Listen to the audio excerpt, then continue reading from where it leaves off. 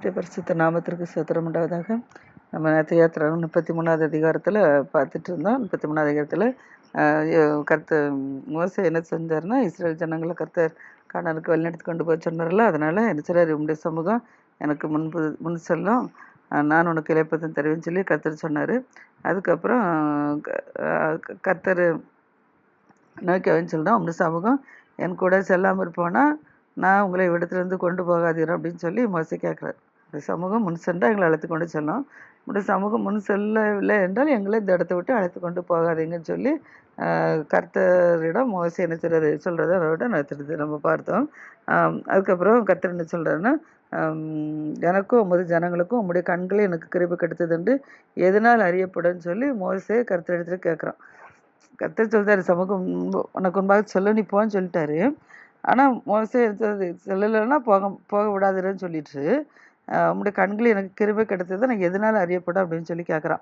நீர் எங்களோட வருவதனால அல்லவா இல்லை பூமியில் உள்ள ஜனங்கள் எல்லாரிலும் நான் உங்களுடைய ஜனங்களும் விசேஷர்கள் என்று விளங்கும் அப்படின்னு சொல்லி கேட்குறான். அப்போ கர்த்தர் மோசே எனக்கு சொல்கிறாரு, நீ சொன்ன இந்த வார்த்தையின்படி நான் என்ன உனக்கு செய்வேன், என் கண்களில் உனக்கு என்ன செய்து கிருபை கிடைச்சிச்சு, உன்னை நான் என்ன செஞ்சேன் பெயர் சொல்லி நான் அழைத்து நான் உன்னை அறிந்திருக்கிறேன் அப்படின்னு சொல்லி கர்த்தர் சொல்கிறார். அப்போ மோசே சொல்கிறான், உன்னுடைய மகிமையை எனக்கு என்ன செஞ்சால் காண்பித்தரலாம் அப்படின்னு கேட்குறான். அதுக்கு கர்த்தர் சொல்கிறாரு, என்னுடைய தையெல்லாம் நான் உனக்கு முன்பாக நினச்சிடுவேன், நான் கடந்து போக பண்ணி கர்த்தருடைய நாமத்தையும் நான் நினச்சிவேன் உனக்கு முன்பாக நான் கூறுவேன். நான் எவன் மேல் கிருபையாக இருக்க சித்தமாக இருப்பேனோ அவன் மேல் கிருபையாக இருப்பேன், எவன் மேல் இறக்கமாக இருக்க சித்தமாக இருப்பேனோ அவன் மேல் நினச்சிவேன் இறக்கமாக இருப்பேன் அப்படின்னு சொல்லி, நீ என் முகத்தை என்ன செய்ய மாட்டா, நீ காண மாட்டா, ஆனால் ஒரு மனுஷனும் என்னை கண்டு என்ன செய்ய மாட்டாங்க, உயிராக இருக்கக்கூடாது அப்படின்னு சொல்கிறாரு. பின்னும் கர்த்தர் சொல்கிறாரு, இதை என்னண்டையில் ஒரு இடம் இருக்குது உண்டு, நீ அங்கே என்ன செய்ய கண்மலையில் நீ நில்லு அப்படிங்கிறார். என்னண்டையில் இருக்கிற கண்மலையில் நீ நில்லு அப்படிங்கிறாரு. என் மகிமையை கடந்து போகும், அப்போது நான் நினச்சிவேன் அந்த கண்மலையின் வெடிப்பில் வைத்து உன்னை நான் நினச்சிவேன், நான் கடந்து போக மாட்டேன், என் கரத்தினால் என்ன செய்ய உன்னை மூடுவேன் அப்படின்னு சொல்கிறாரு. அப்புறம் அங்கே சொல்கிறாரு, என் கரத்தை நான் என்ன செய்வேன் அப்போ எடுப்பேன், அப்பொழுது நீ என்ன செய்வ என் பின் பக்கத்தில் நின்று காண்பா, ஆனால் என் முகம் உனக்கு என்ன செய்யாது காணப்படாது அப்படிங்கிறார். முகத்தை காண மாட்டேன், யாருமே காண முடியாது, பார்க்குறவங்க இவரோட இருக்க முடியாது அப்படின்னு சொல்லி கருத்தை சொல்கிறார். ஆனால் நீ என் பின்பக்கத்தை நினைச்சு பாப்பா என் மகிமையை கடந்து போகும்போதுன்னு சொல்கிறாரு. அடுத்தபடியாக 34வது அதிகாரம் 34வது அதிகாரத்தில் கர்த்தர் மோசே எனக்கு என்ன சொல்கிறாருன்னா, நீ முந்தின கற்பலைகள் ஒத்த 2 கற்பலைகளை என்ன செய்ய என்னிடத்துல இழைத்து கொண்டு வா, நீ உடச்சி போட்டால அந்த முந்தின பலைகள் இந்த வார்த்தைகளை நான் நினச்சிறேன் அதை எழுதி தரேங்கிறாரு. முந்தில கற்பலகை கர்த்தரே செஞ்சு கர்த்தரே எழுதி கொடுத்தாரு. அது ஜனங்கள் கண்டுகிட்டு உருவாக்கி அடிப்பாடி குறிச்சிட்டு இருக்கிறத பார்த்த உடனே மோசை கோவத்தில் போட்டு நினச்சி நக்கரை போட்டு உடச்சிட்டாப்லன்னு சொல்லி பார்த்தோம். இப்போ கர்த்தர் நினைச்சாரு, மோசையே நீ பலகை செஞ்சுட்டு வாங்குறாரு. மோசை பலகை செஞ்சுட்டு போகிறான். அப்போ கர்த்தர் நினைச்சாரு, நான் உனக்கு எழுதி தருவேன் அப்படின்னு சொல்கிறாரு. சொல்கிறாரு, விடிய காலத்தில் நீ என்ன செய்ய ஆயத்தமாகு, விடிய காலத்தில் ஆயத்தமாகி சீனாய் மலையில் ஏறி வா, அங்கே நான் நினச்சிவேன் மலையில் உச்சியில் காலமே நினச்சிவேன் நீ என்னுடைய சமூகத்தில் நீ நில்லு அப்படிங்கிறாரு. விடியற் காலத்தில் ஆயத்தமாகி காலையில் போய் மலையில் இருந்துச்சு கத்திர சன்னிதானத்தில் இருந்துச்சு மலையில் ஏறி சமூகத்தில் இருந்துச்சு நிற்க சொல்கிறாரு. அப்போ ஒருவனும் ஆனால் யாரும் வரக்கூடாது, நினச்சக்கூடாது, அந்த மலையில் உன்னோட கூட யாரும் வச்சக்கூடாது, வரக்கூடாது, மலையிலெங்கும் ஒருவனும் அங்கே காணப்படாது, நீ மட்டும் தான் என்ன செய்யணும் அங்கே மலையில் வரணும். ஆனால் மலையை சுற்றிலும் என்ன செய்யுது ஆடு மாடு கூட என்ன செய்கிறது மலைகிட்ட மேயே வரக்கூடாதுன்னு சொல்கிறாரு. ஏன்னா அவர் அக்கினியாக இருக்கிறதுனால அந்த அக்கினியை என்ன செய்யப்பட்டு மக்களாக இறந்து போயிடக்கூடாது, அதனால தான் கர்த்தர் ஆடு மாடு இது கூட எதுவுமே நினச்சக்கூடாது, வரக்கூடாதுன்னு மேயக்கூடாதுன்னு சொல்கிறாரு. அதனால் இப்போ கர்த்தர் சொன்னபடியே இப்போ மோசே என்ன செய்கிறான், 2 கற்பலைகளை என்ன செய்கிறான், முன்னால் உடச்சி போட்ட கற்பலைக்கு 2 கற்பலைகளை என்ன செய்கிறான் செஞ்சு அதை இழைச்சி எடுத்து கொண்டுக்கிட்டு அதிகாலமே என்ன செய்கிறான் கர்த்தருடைய வார்த்தையின்படியே அந்த சீனாய் மலையில் என்ன செய்கிறான் மோசே ஏறி போகிறான். அங்கே கர்த்தர் நினைச்சிறார் ஏறி போய் மலையில் உச்சிலமே நிற்கிறான். அந்த சமயத்தில் கர்த்தர் மேகத்தில் நினைச்சிறாரு இறங்கி வராரு. இறங்கி மோசைக்கு அருகே கர்த்தர் நிற்கிறாரு.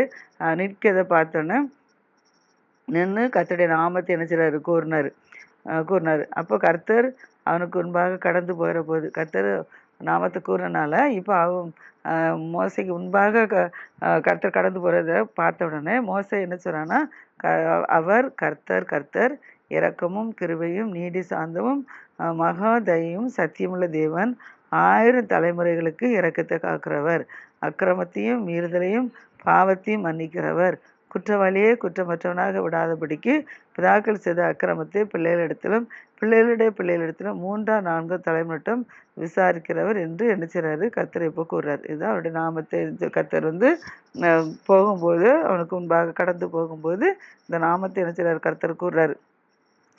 இப்போ மோசே என்ன செய்றான், அதுக்கு சொன்ன உடனே தீவிரமாக என்ன செய்றான், தரை மட்டும் குனிந்து கர்த்தர் என்ன செய்றான், பணிந்து கொள்கிறான்.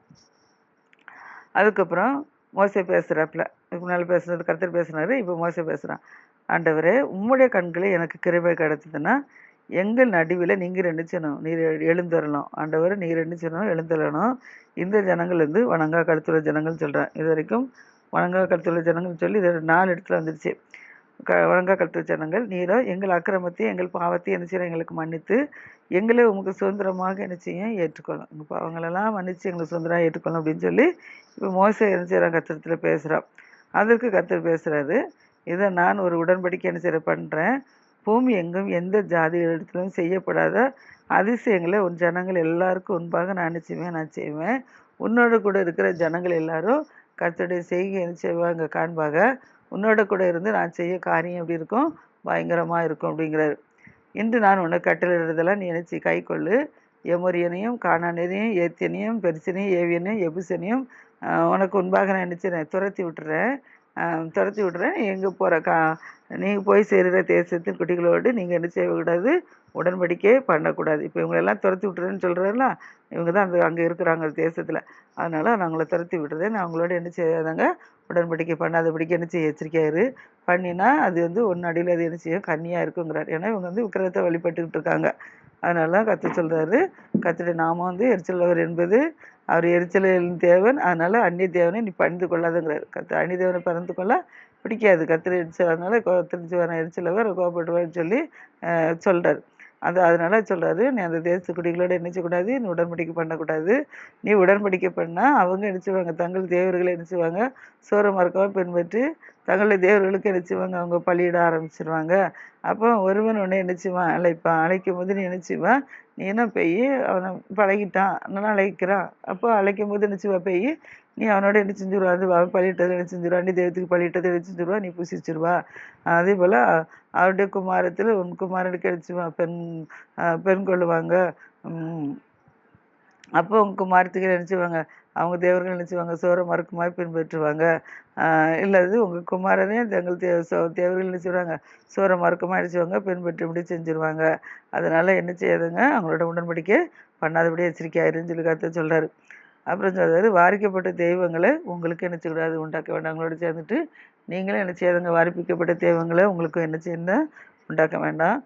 புளிப்பில்லா அப்ப பண்டிகை நீங்கள் என்ன செய்யுங்க, கை கொண்டு நான் உங்களுக்கு கட்டளையிட்டபடியே ஆபி மாதத்தில் குறித்த காலத்தில் 7 நாள் பண்டிகை, 7 நாள் புளிப்பில்லா அப்பம் புசிக்க கடவீருங்க. அதுவும் ஆபி மாதத்திலேருந்து நீங்கள் எகிப்திலிருந்து புறப்பட்டு வந்தீங்களா, அந்த நாளை நினைவு கூர்ந்து அந்த நாட்கள் நீங்கள் புளிப்பில்லாத அப்ப பண்டிகை என்ன செய்யணும், 7 நாள் புசிக்க வேணும் அப்படின்னு சொல்லி சொல்கிறாரு. அந்த நாட்களில் கற்பம் திறந்து பிறக்கிற யாவும் உன் ஆடு மாடுகள் தலையிற்றான யாவும் யாருக்கு, கர்த்தருடையது. கற்பம் திறந்து பிறக்கிற ஆண் ஆடு மாடு எல்லாமே யாருக்கு, கர்த்தருக்குரியதான். அதனால் கழுதையின் தலையிட்ட என்ன செய்யணும், அதை ஒரு ஆட்டுக்குட்டியால் மீட்டு கழுதையை முதல் கழுதையை அடிச்சணும், கர்த்தருக்கு காணிக்க வைக்கணும்.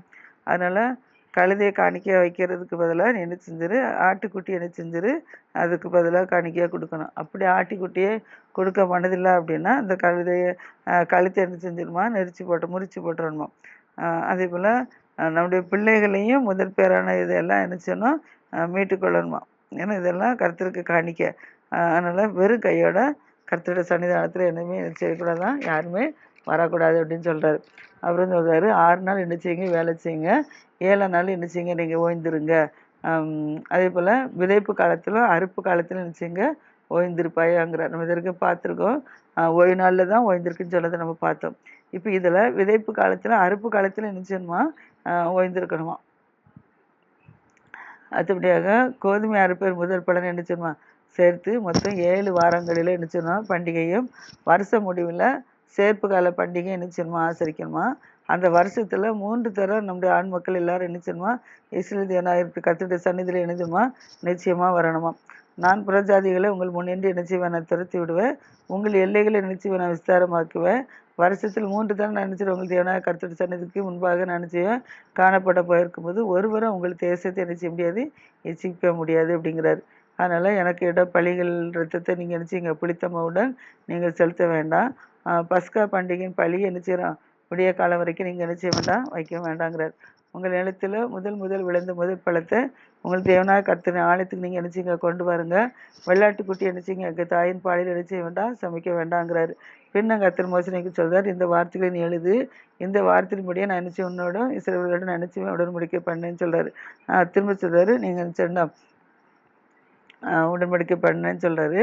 அப்புறம் சொல்றாரு, அங்கே அவன் அப்போ புசியாமனா தண்ணீர் குடியாமல் இரவும் பகலும் 40 நாள் கர்த்தரோட இணைச்சுதான் இருந்தான். அதாவது எப்படி 40 நாள் கர்த்தரோட உடன்படிக்கை கர்த்தரோட சீராய் மலை 40 நாள் அந்த கர்த்தரோட கற்பனைகள் எழுதுறதுக்கு இருந்தானோ அதே போல் இப்பவும் கர்த்தர் 40 நாள் நினைச்சுனா சீனாமலையில் கர்த்தரோட இணைச்சராக இருக்கிறான்.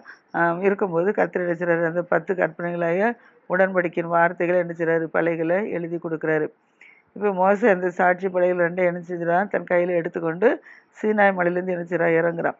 இறங்கும்போது தன்னோடு அவன் பேசுனதுனால, தன்னோடு மோசையோட கர்த்தர் பேசுனதுனால அவன் முகம் என்னச்சது பிரகாசித்திருப்பது அவன் என்ன செஞ்சு அறியாமல் இருக்கிறான்.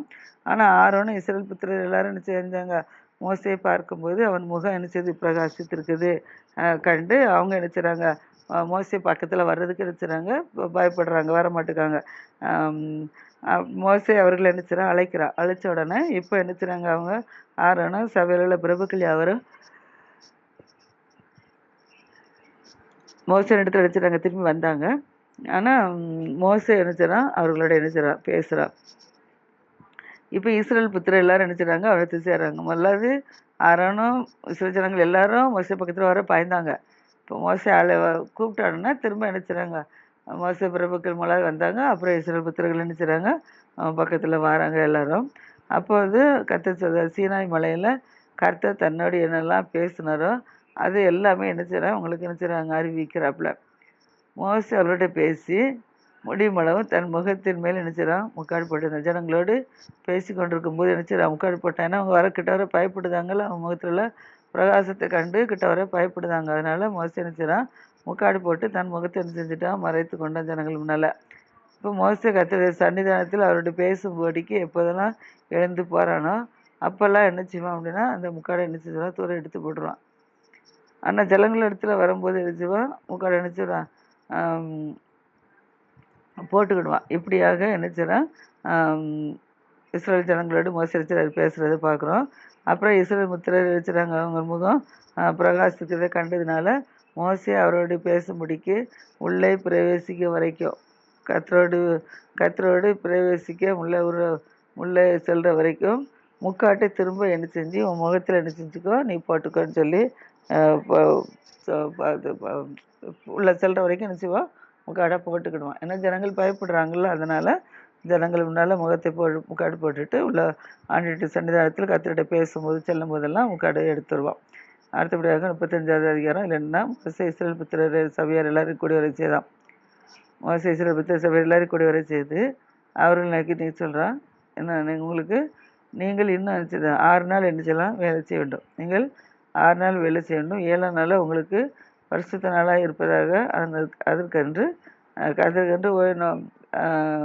அது கர்த்தருக்கென்று ஓய்ந்திருக்கும் ஓய்வு நாளாம். அதனால அதை வேலை செய்கிறவன் யாரும் என்ன செய்யணுமா, கொலை செய்யப்படணுமா. ஓய்வு நாட்களில் வேலை செய்கிறவங்க எல்லாரும் என்ன செய்யணுமா, கொலை செய்யப்படணுமா.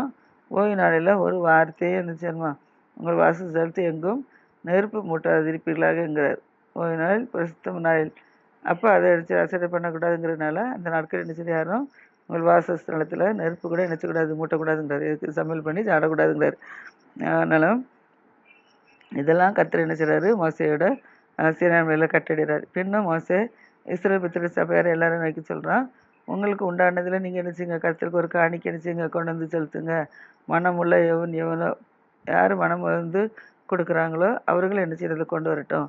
கர்த்தருக்கு செலுத்து காணிக்கைகள் எல்லாம் என்னதுன்னா பொண்ணு, வெள்ளி, வெண்கலம், இளநில நூல், ரத்தம்பர நூல், சிவப்பு நூல், மெல்லிய பஞ்சு நூல், ஆட்டு மருத்தோல், சிவப்பு நூல், சிவப்பு தீர்ந்த ஆட்டுக்கடத்தோல், தகசு தோல், சித்தி மரத்தோல், விளக்கெண்ணெய், அபிஷேக தைலம், பரிமள தைலம், தூபத்துக்கு சுகந்த வர்க்கம், ஆசருடைய ஏபத்திலும் மார்பதகத்திலும் பாதிக்கத்தக்க கோமதகம் முதலிய ரத்தனங்களுமா இவ்வளவு என்ன செய்யணுமா? கத்திரி சன்னிதானத்தில் காணிக்கை படைக்கல கொண்டு வரலாம். இது நம்ம யாத்திராங்க 25வது அதிகாரம் 3வது வசனத்து 7வது வசனம் வரைக்கும் இங்கே இருக்குது. இங்கே 35வது அதிகாரத்தில் 5வது வசனத்துலேருந்து 9வது வசனம் வரைக்கும் இருக்கும். ரெண்டும் எல்லாம் சேமான வசனம் தான். கத்தர் காணிக்கை கொடுக்க சொல்லி சொன்னது அவங்க கொடுக்கறது. அதுக்கு அடுத்தபடியாக கற்று சொல்றாரு, உங்களில் ஞான இருதயமுள்ள அனைவரும் என்ன செய்யணும்? கத்தர் கட்டளையிட்டபடியெல்லாம் செய்யணுங்கிறார். அதெல்லாம் உங்கள் வாசஸ்தலம், அதன் கூடாரம், அதில் உள்ள மூடி, அதன் கொக்கி, அதன் பலகைகள், அது தாழ்பால்கள், அது தூண்கள், அது பாதங்கள், பெட்டி, அது தண்டுகள், கிருபாசனம், வரவு திரைச்சிலை, மேஜை, அது தண்டுகள், அது சகல பழிமுட்டுகள், சமூக தப்பங்கள். அடுத்தது வெளிச்சம் கொடுக்கும்படி குத்துவிளக்கு நினைச்சோமா, குத்துவிளக்கையும் கருவியையும் அதன் அகல்களையும் நினைச்சோமா, அகல்களையும் வெளிச்சத்துக்கு நினைச்சோமா, எண்ணெயையும் தூபப்படத்தையும் அது தண்டுகளையும் அபிஷேக தலத்தையும் சிவந்த தூபரத்தையும் வாசத்தின் வாசலுக்கு நினைச்ச தொங்குதிரையும் தகுந்த பலிபடத்தையும் அதன் வெண்கல சல்லடையும் அது தண்டுகள், அதன் சகல பனிமுட்டுகள், தொட்டிகள், அதன் பாதங்கள், பிரகாரத்து தொங்குதிரைகள் ஏற்கனவே நம்ம படிச்சுட்டோம். அந்த தூண்கள், அதன் பாதங்கள், பிரகாரத்து வாசல் தொங்குதிரை, வாசத்தின் முனைகள், பிரகாரத்தின் முளைகள், அவைகளுடைய கயிறுகள், அடுத்துல பரிசுத்த ஸ்தலத்தில் ஆராதனை செய்வதற்குரிய வஸ்திரங்கள், ஆராதனை செய்கிற வஸ்திரங்கள், ஆசாரிய ஊழியம் செய்கிற ஆரோனின் பரிசு வஸ்திரங்களையும் அவன் குமாரட வஸ்திரங்களையும் அவர்கள் என்ன செய்யணும் அப்படிங்கிறார். இது யாரு? ஞான இருதயம் உள்ளவர்கள் செய்ய வேண்டியது. இப்போ நம்ம பார்க்குறோம். அடுத்தபடியாக கற்று சொல்றாரு. பின்பு இப்போ சொல்றாரு, உங்களை செய்வாங்கன்னு சொல்லியாட்டு இப்போ இஸ்ரேல் புத்திரராய் சபையர் எல்லாரும் மோசே சமூகத்தை விட்டு என்ன செய்கிறாங்க? புறப்பட்டு போயிட்டாங்க. இப்போ கர்த்தர் முன்னால் 25வது அதிகாரத்தில் சொன்னது எதெல்லாம் இப்போ என்ன செய்கிறார்? மோசே ஜனங்களுக்கு சொல்கிறாப்புல சொன்னதை கேட்டுட்டு இப்போ ஜனங்கள் எல்லாரும் என்ன செஞ்சிட்டாங்க? புறப்பட்டு போயிட்டாங்க. பின்பு எவர்களை அவர்கள் இருதயம் எழுப்பி எவர்களை அவர்கள் ஆவி உற்சாகப்படுத்ததோ அவர்கள் எல்லாரும் என்ன செஞ்சாங்க? ஆசாரிப்பு கூடாது வேலைக்கு வந்தாங்களாம். அவங்க சகல உழைத்ததும் பரிசுத்தவான்களுக்கு ஏற்றைகளே போல் கர்த்தருக்கு காணிக்கைகளை என்ன செஞ்சாங்களாம்? கொண்டு வந்தாங்களாம். அதில் யாரெல்லாம் காணிக்கை கொண்டு வந்தாங்கன்னு சொல்லி பார்ப்போம். இப்போ மனப்பூர்வம் உள்ள ஸ்திரீ புருஷர் யாவரும் என்ன செஞ்சாங்களாம்? அஸ்தகடங்கள், காதணிகள், மோதிரங்கள், ஆரங்கள் முதலில் சகல வித பொன்னாபுரங்களை என்ன செஞ்சாங்களாம்? கொண்டு வந்தார்களாம் மனப்பூர்வம் உள்ள ஸ்திரீகள். அடுத்ததாக கர்த்தருக்கு காணிக்கை செலுத்துகிற ஊர்வலம் போஜனமாக என்ன செய்யணுமா? இந்த கர்த்தருக்கு காணிக்கை செலுத்தினா ஒவ்வொருவனும் பொண்ணை கர்த்தருக்கு என்ன செய்யணுமா? காணிக்கையாக செலுத்தினார்களாம். ஏன்னா அந்த காலத்தில் பொண்ணு நல்லா செழிப்பாக இருந்திருக்கனால எதில் பார்த்தாலும் பாருங்கள் பொண்ணு தான் நினச்சினாங்க காணிக்கையை செலுத்துகிறாங்க. ஆனால் இளநீல நூல், ரத்தமர நூல், சிவப்பு நூல், மெல்லிய பஞ்சு நூல், வெள்ளாட்டு மயிறு, சிவப்பு திறந்த ஆட்கடை தோல், தகசு தோல் இதெல்லாம் யார் யாரெல்லாம் தங்கத்தில் வச்சுருந்தாங்களோ அதையும் எடுத்து என்ன செஞ்சாங்களாம்? கற்று காணிக்கை என்ன செஞ்சாங்களாம்? கொண்டு வந்தாங்களாம். அதுக்கு அடுத்தபடியாக வெள்ளி, வெண்கலம் இதை கொடுக்கத்தக்க யாவரும் இவங்களே கற்றுக்க என்ன செஞ்சாங்களாம்? காணிக்கை கொண்டு வந்தாங்களாம். பொண்ணுடையவர்கள் பொண்ணை கொண்டு கொடுக்குறாங்க, நூல்களை உடையவர்கள் நூல்களை கொண்டு கொடுங்காங்க. வெள்ளி வெண்கலத்தையும் கொடுக்கத்தக்க யாவரும் அவைகளை கற்றுக்க காணிக்கையாக கொண்டு வராங்களாம். இப்படி பற்பல வேலைகளுக்கு உதவும் சீத்தி மரத்தை தங்களிடத்தில் வைத்து யாவரும் அவைகளை கொண்டு வந்தார்களாம். சீத்தி மரத்தை யாரெல்லாம் கையில் வச்சுருக்காங்களோ அவங்களாம் சித்தி மரத்தை கொண்டு வந்தாங்களாம். இப்போ ஞான இருதயமுள்ள ஸ்திரீகள் எல்லாரும் என்ன செய்கிறாங்க? தங்கள் கைகளினால் என்ன செய்கிறாங்க? நூல்களை நூற்று தங்கள் கைகளினால் என்ன செய்கிறாங்க? அது தங்கள் கைகளில் நூற்று தங்களை நூற்று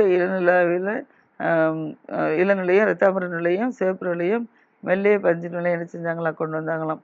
இப்போ எந்த ஸ்திரனுடைய இருதயம் ஞான எழுப்புதல் அடைஞ்சிச்சோ அவர்கள் எல்லாரும் என்ன செய்கிறாங்க? வெள்ளாட்டு மயிரை என்ன செய்கிறாங்க? திருத்தாங்களாம். அடுத்தல பிரபுக்கள், ஏபத்துகள், மார்பதங்கள் இவங்களாம் என்ன செய்கிறாங்கன்னா